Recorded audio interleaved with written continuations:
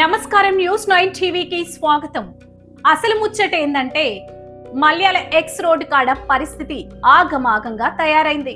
వరద కాలువ నుంచి చుక్క నీరు ఇస్తలేరు, మా పంటలు ఎండిపోతున్నాయంటూ రైతులు కదం దొక్కిండ్రు.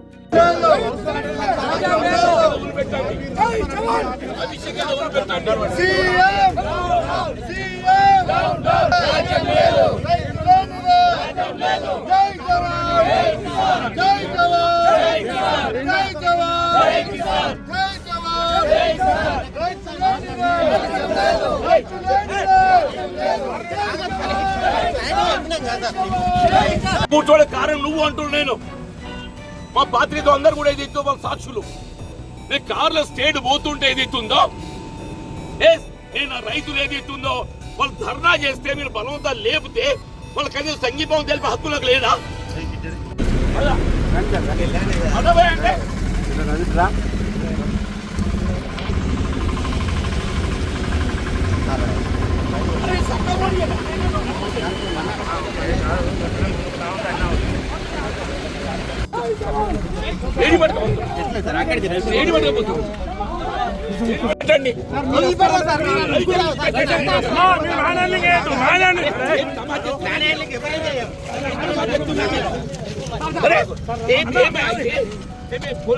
అంటే ప్రాబ్లం క్రియేట్ చేస్తుందా ఇలా జగిత్యాల పోలీసు అధికారులు యంత్రాంగం అని చెప్పి అంటున్నా.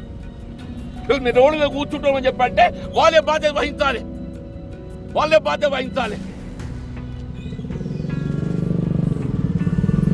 ఇప్పటికైనా దయచేసి రవిశంకర్ గారిని వదిలిపెట్టండి, మేము లేస్తాం. రవిశంకర్ గారిని వదిలిపెట్టండి, కొండగట్టుకెళ్ళి మేము లేస్తాం. అంతేనా?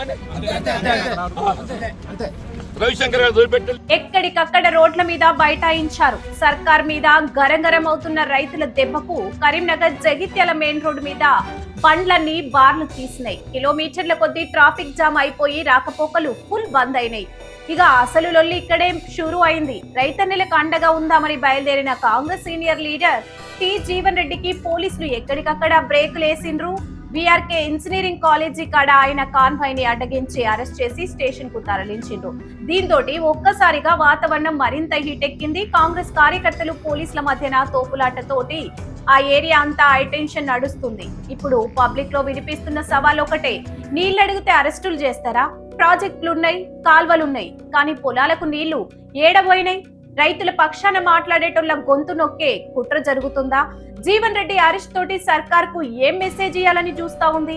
మల్యాల ఎక్స్ రోడ్డు కాడ రైతులు ఆందోళన ఎటు దారి తీస్తుంది? మరిన్ని సంచలన వార్తల కోసం చూస్తూనే ఉండండి మా న్యూస్ 9 టీవీ.